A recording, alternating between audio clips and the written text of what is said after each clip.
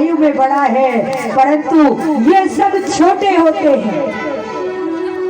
अगर किसी व्यक्ति के पास अधिक धन है और धन अगर भगवान की सेवा में, संत सेवा में, अतिथि सेवा में, गौ सेवा में, भगवान की सेवा में नहीं लगाया गया तो वो धन उसी समान होता है। जैसे हमारे ब्रिज में कहा करते हैं कि ऐसे कि जैसे जानवरों के लिए भूसा होता है प्यारे, मात्र वो दो काम आता है प्यारे, तीसरे काम नहीं आता। जो धन भगवान की सदगति में नहीं लगता है वो दो काम कौन कौन से हैं कि एक कार्य तो होता है, क्योंकि वो धन एकत्रित तो होगा तो वो धन दूषित हो जाएगा, और दूषित धन को जब आप ग्रहण करोगे तो आपकी बुद्धि भी दूषित हो जाएगी, और बुद्धि दूषित हो जाएगी तो गालियां दोगे, गालियां दोगे तो झगड़ा होगा, झगड़ा होगा तो तुम्हारी सर फूटेगा, और सर फूटेगा तो या तो वो पैसा डॉक्टर के पास जाएगा और या प्यारे वो वकील के पास जाएगा।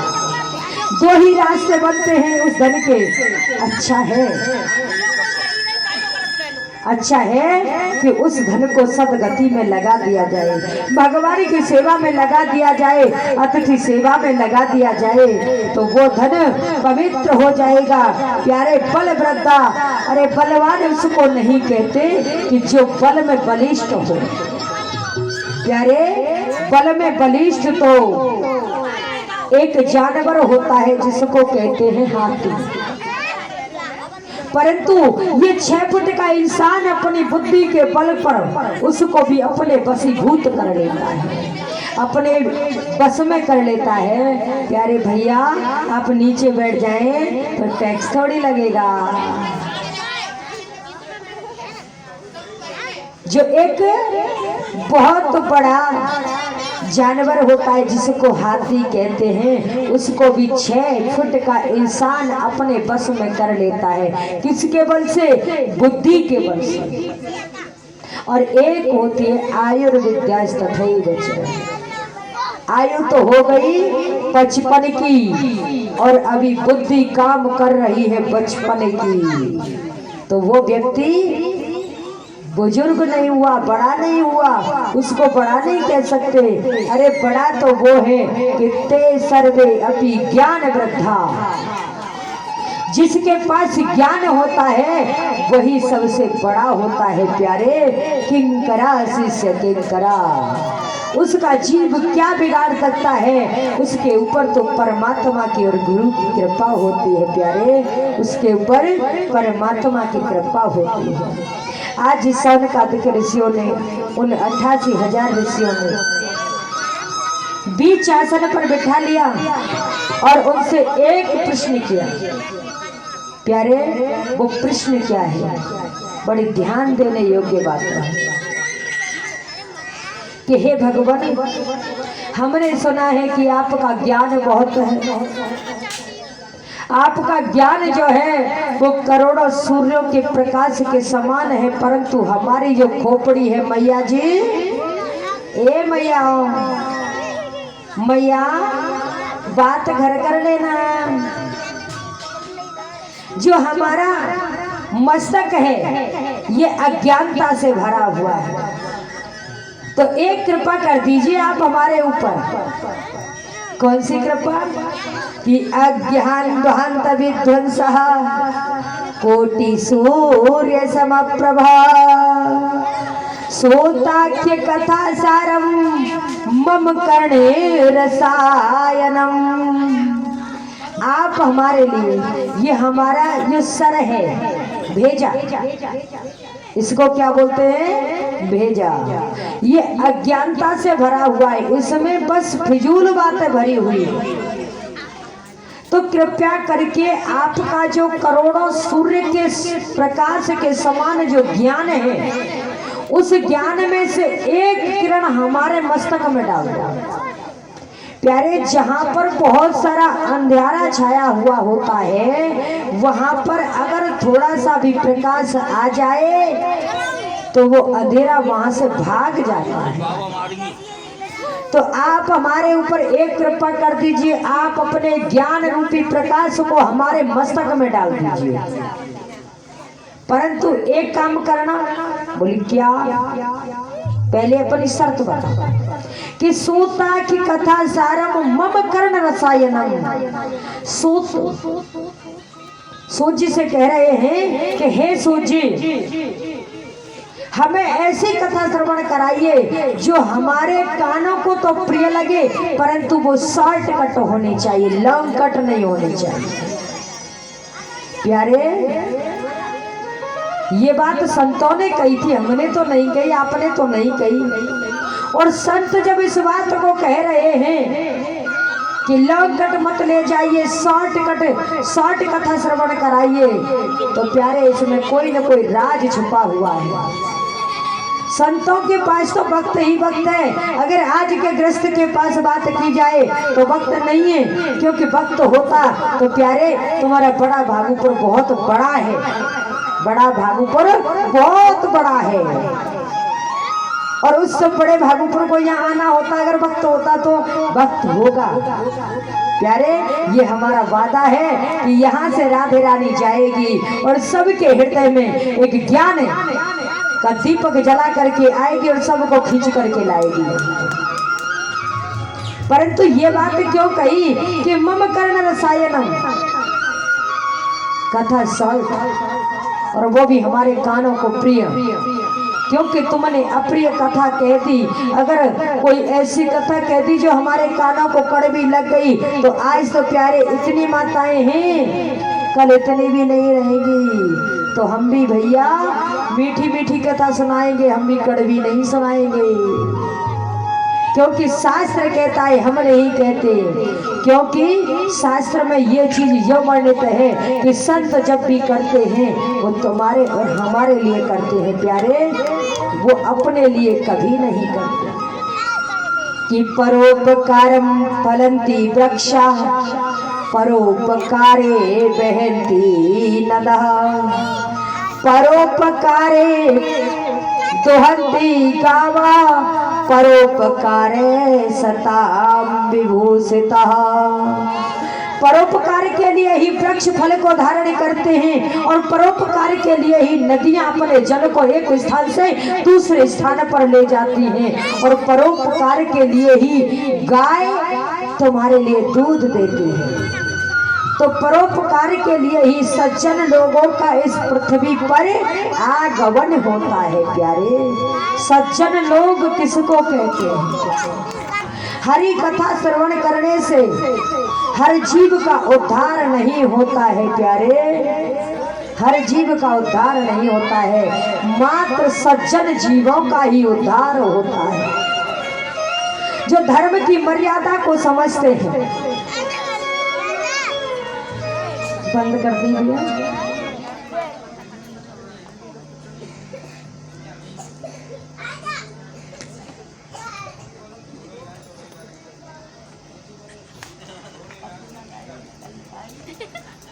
मैया तुम्हारी कथा पूरी हुई हो तो शुरू करें,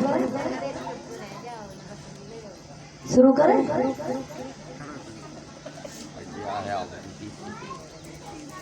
परोपकार के लिए किसका आगमन होता है प्यारे? शताम विभूत है, सज्जन लोगों का आगमन होता है।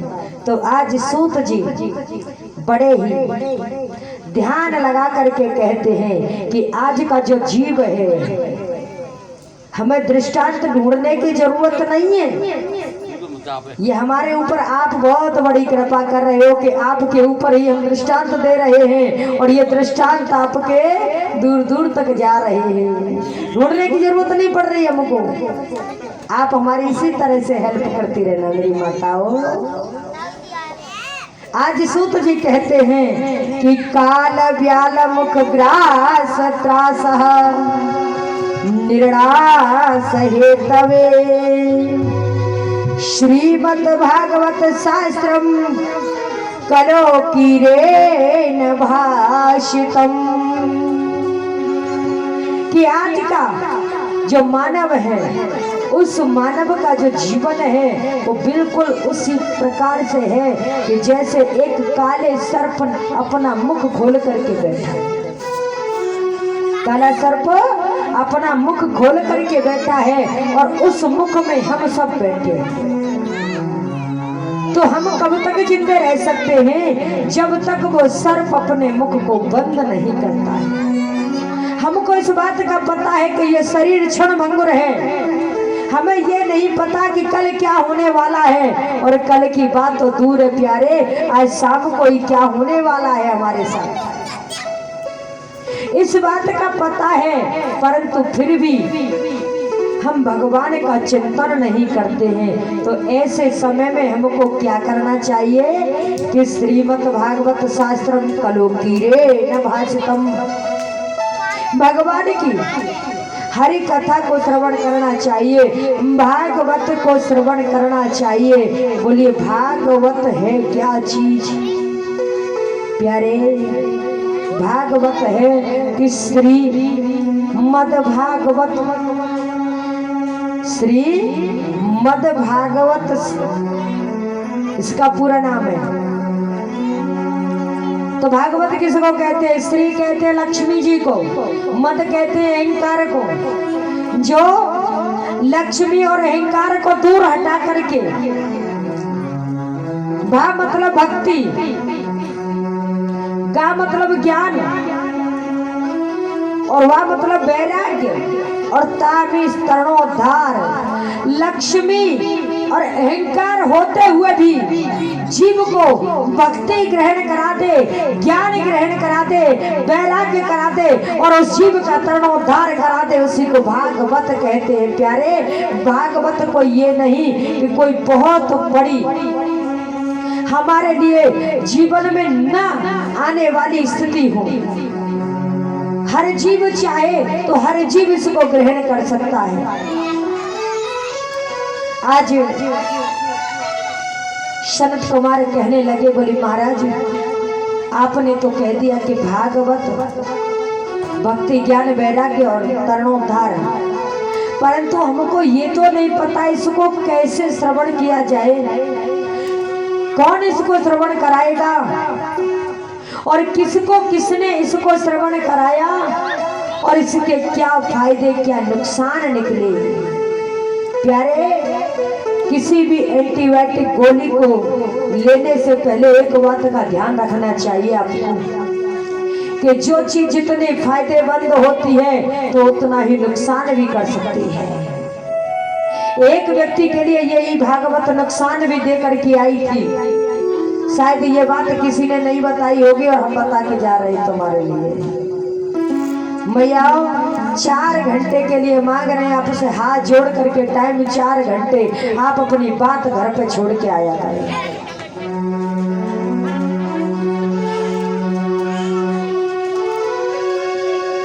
आज सूजी कहने लगे कि इसके वर्तमान वक्ता हम हैं, परंतु ये सबसे पहले क्षीरसागरवासी नारायण भगवान ने ब्रह्मा जी को श्रवण कराई। ब्रह्मा जी ने गणेश जी के माध्यम से व्यास जी महाराज जी को श्रवण कराई और 18,000 श्लोकों में इसको वर्णित किया।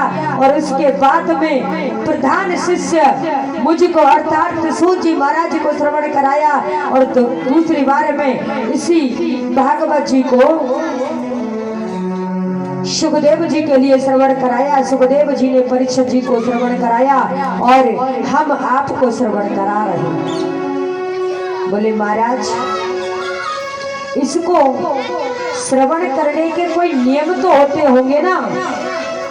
बोले कि नियम सनत कुमारों ने नारद जी को श्रवण कराए थे। बोले महाराज हमारे समझ में नहीं आया।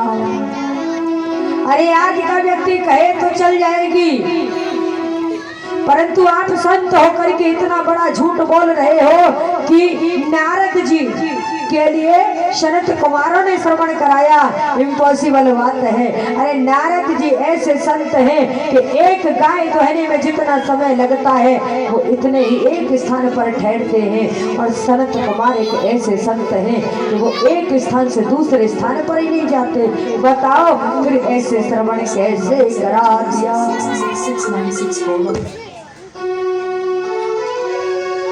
आज शिव जी महाराज कहने लगे कि एक बार की बात है कि जैसे आज आप सत्संग करने की दृष्टि से बैठे हैं, ऐसे ही सनत कुमार एक बार सत्संग करने की दृष्टि से और जैसे ही आकाश मार्ग में आए तो उसी समय पर नारद जी भी सत्संग करने की दृष्टि से, भ्रमण करने की दृष्टि से इस धरातल पर आए और संपूर्ण धरातल पर घूम करके जैसे ही जा रहे थे तो आज आकाश मार्ग से सनत कुमारों की दृष्टि नारद जी पर पड़ी।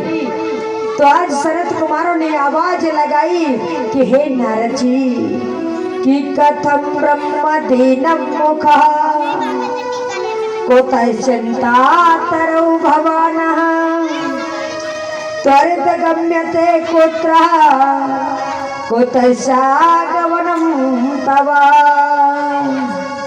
अरे नारद जी, आप इतने तेज दौड़ते दौड़ते कहाँ जा रहे हो और आपके चेहरे पर ये लकीर कैसे आ रही है? प्यारे, कथम चिंता तरौ भवानः, तुम्हारे चेहरे पर ये चिंता की लकीर कैसे? प्यारे, अगर कोई व्यक्ति जब जन्म लेता है तो उसके चेहरे पर कोई लकीर नहीं होती। जब वो व्यक्ति युवा अवस्था में प्रवेश करता है तो उसके चेहरे पर कोई लकीर नहीं होती और जैसे ही वो ग्रस्त जीवन में प्रवेश करता है तो उसके चेहरे पर लकीर होना प्रारंभ हो जाता है। और अगर आज के व्यक्ति से पूछा जाए कि ये चेहरे पर लकीर कैसे आई तो वो क्या कहेगा पता है? तो ये कमजोरी की लकीर है। प्यारे, कमजोरी चाहे बच्चे को कितनी भी आ जाए परंतु उसके चेहरे पर लकीर क्यों नहीं आती है? बात सोचने की है। ये चेहरे पर जो लकीर होती है ये कमजोरी की नहीं होती प्यारे, चिंता की लकीर होती है। सच्चाई छुप नहीं सकती झूठे हुसूलों से, कहते हैं ना। यानी कि चेहरा स्पष्ट रूप से बता देता है कि आपके मन में क्या छुपा हुआ है। तो आज नारद जी से कहने लगे सनत कुमार कि आपके चेहरे पर ये चिंता की लकीर कैसे?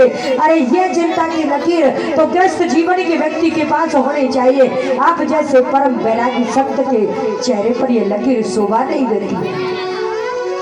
और आप इतने जल्दी जल्दी कहाँ से आ रहे हो और कहाँ को जा रहे हो? नारद ठहर गए। नारद जी कहने लगे, बोले हे भगवान, मैं आपको ही ढूंढ रहा था। बोले कि हमको? बोले हाँ, मैं तुम्हें ही ढूंढ रहा था। बोले क्यों? अरे हमसे क्या आवश्यकता पड़ गई तुमको? प्यारे, जीवन में चाहे कोई कितना बड़ा धनवान हो जाए, चाहे कितना भी गरीब हो जाए, परंतु एक दिन तो गरीब से भी काम पड़ जाता है प्यारे। बोले कहिए अब से क्या जरूरत आने पड़ी? आई नारद जी कहने लगे कि मैं सत्संग करने की दृष्टि से जैसे ही पृथ्वी पर आया कि आयम पृथ्वी आया तो ज्ञाता सर्वोत्तमामिति पुष्करम च प्रयागम च काशी गोदावरी तथा। आज मैं सत्संग करने की दृष्टि से इस पृथ्वी पर आया तो मैं सर्वप्रथम पुष्कर गया, काशी गया, गोदावरी गया, नर्मदा गया, सब तीर्थों में गया, परंतु मुझे कहीं भी सत्य नहीं मिला कि सत्य क्या है। ये सत्य नहीं मिल पाया।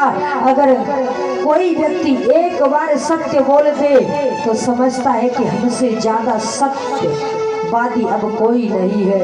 झूठ चाहे सुबह से शाम तक बोले। धर्म नाम की चीज नहीं है प्यारे, धर्म को जानता भी नहीं है। धर्म से तो इतने गिर गए प्यारे, इतने गिर गए कि धर्म के बारे में अगर कहा जाए तो अपनों के भी गर्दन झुक जाएंगे प्यारे। जब विद्यार्थी होता था ना, अपना विद्यार्थी जानते हो, स्टूडेंट, तो घर से जब निकलता था अपने मम्मी पापा के पैर छू करके निकलता था। रास्ते में अगर कोई मिल जाता उससे भी राम राम श्याम श्याम करके जाता। विद्यालय के अंदर जाता अपने गुरुजी के पैर छूता। अपने क्लास को स्वयं अपने हाथों से झाड़ू लगाता था, दरी पट्टियां बिछाता था। जब जाकर के गुरुजी शिक्षा देते थे तो उन विद्यार्थियों के कुछ लक्षण थे। लक्षण कौन कौन से थे प्यारे? दोनों हाथ उठा के बोलेंगे जय जय श्री राधे। हाथ उठा लो।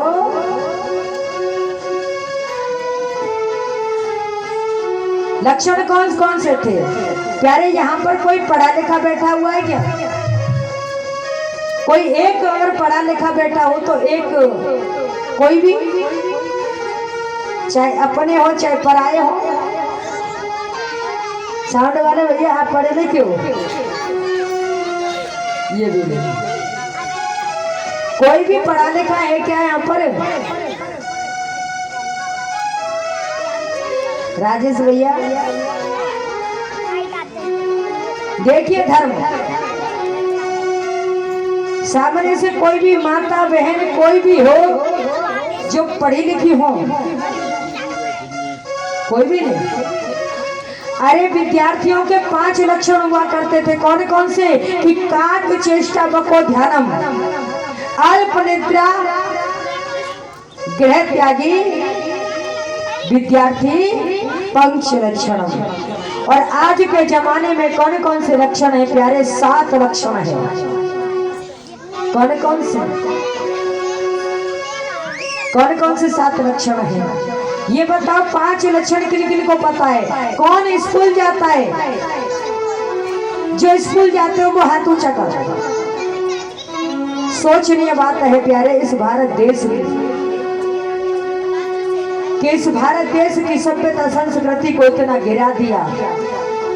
किसने गिरा दिया? पाश्चात्य शिक्षा ने गिरा दिया।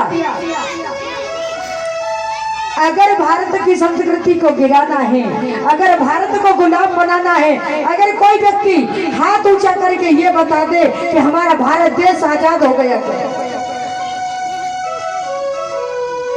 ये बताओ, मेरी आवाज समझ में नहीं आ रही आपके, या आप जवाब नहीं दे रहे? हमारा भारत देश आजाद है क्या? क्यों? सोचनीय बात है कि हमारा भारत देश आज आजाद नहीं है। पहले अंग्रेजों के गुलाम था और आज अपनों के गुलाम है। आज अपनों ने गुलाम बना रखा है प्यारे।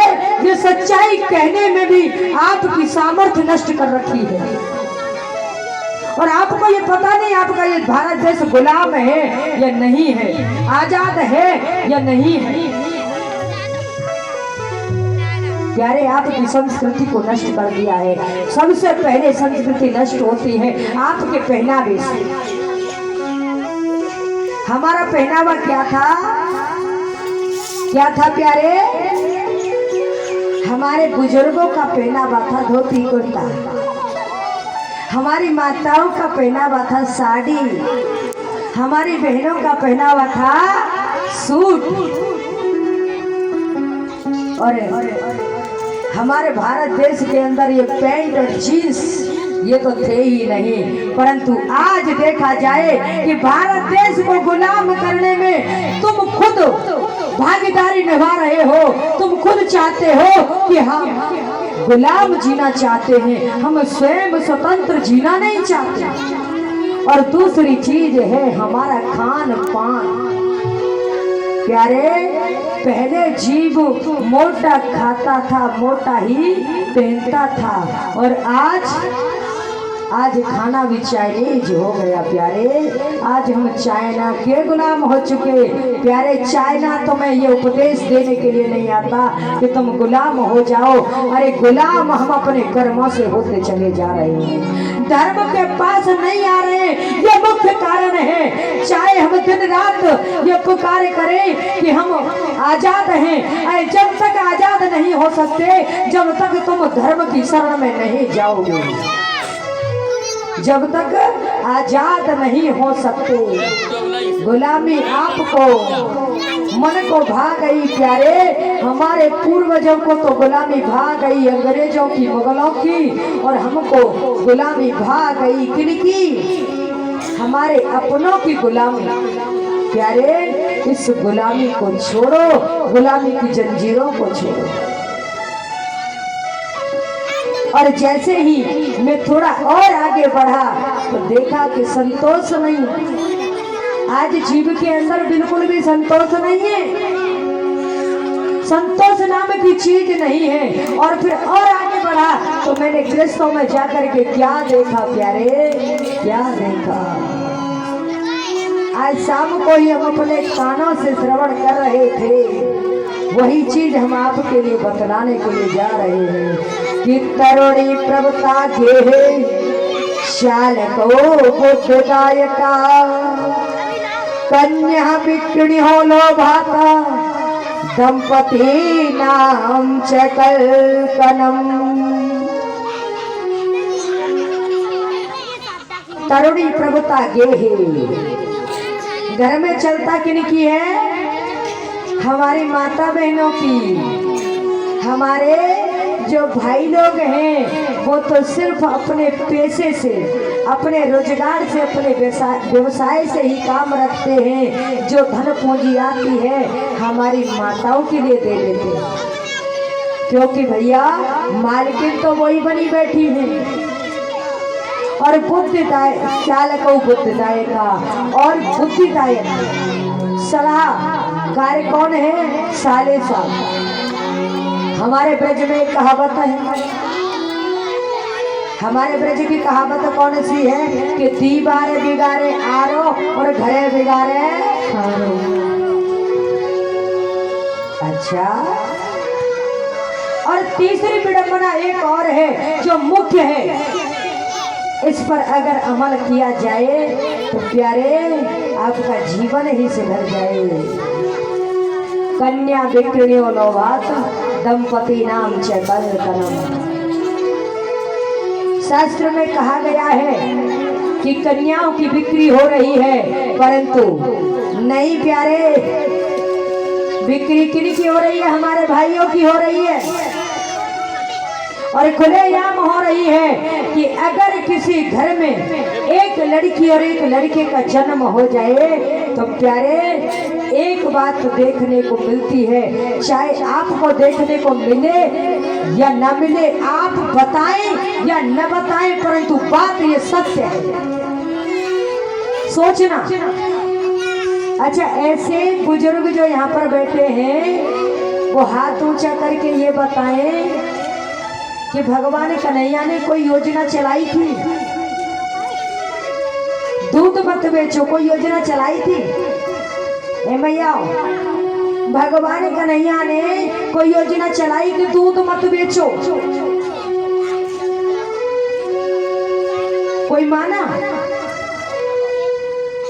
दूसरी योजना थी उनकी, पूत मत बेचो, कोई माना? अच्छा ये बताओ, यहाँ पर अपने पुत्रों को बेच बेच कर कितने बैठे? जरा हाथ ऊंचा करो। नहीं बेटे, कोई बात नहीं, बता देना, खुद बताइए कि जिस घर में एक लड़की और एक लड़के का जन्म होता है प्यारे, जिस घर में लड़की का जन्म होता है मातम सा छा जाता है उस घर के ऊपर। खुशी नहीं होती है प्यारे, खुशी उतनी ही होती है, परंतु जिस घर में लड़के का जन्म होता है प्यारे, खुशियां एकदम वर्षा करने लगती है। पूरे मोहल्ले में लड़ुआ बैठते हैं, और लड़ुआ ना है तो बतासे तो बटी जाएंगे।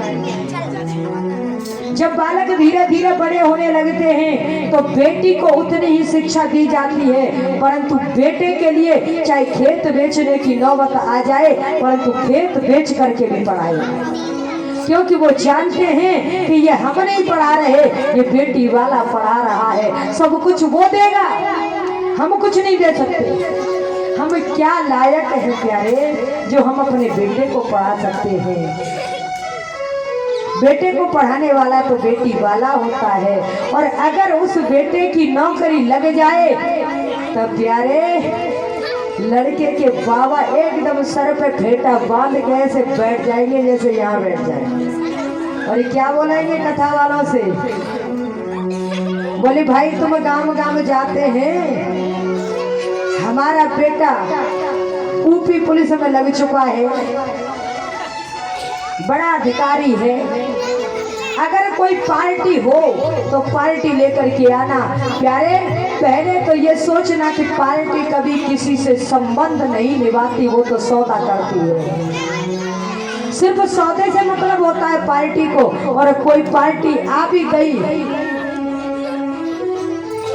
तो सबसे पहले जैसे बलि के लिए किसी जानवर को अच्छा भोजन खिलाया जाता है, उसी प्रकार से उन रिश्तेदारों के लिए नाश्ता पे नाश्ता, रोटी पे रोटी चकाचक दिया जाएगा, और बीच में बैठा होगा बिचौलिया, बिचौलिया बात चलाएगा, बोले कि साहब तुम्हारे यहाँ एक लड़का बताया, बोले कि है तो सही, परंतु जो सचारों की भाषा है किंतु परंतु, भाई इनकी बोले की बात नहीं है, बोले कि फिर भी बताओ, बोले कि अभी थोड़े दिन पहले एक पार्टी आई थी, वो 10 लाख रुपए नगद कैश, एक स्कॉर्पियो गाड़ी, पुलिस सामान कह के गई थी। प्यारे एक बात बताओ, जो व्यक्ति अपने खुद पुत्र को बेच सकता है उसको धर्म बेचने में क्या लगता है।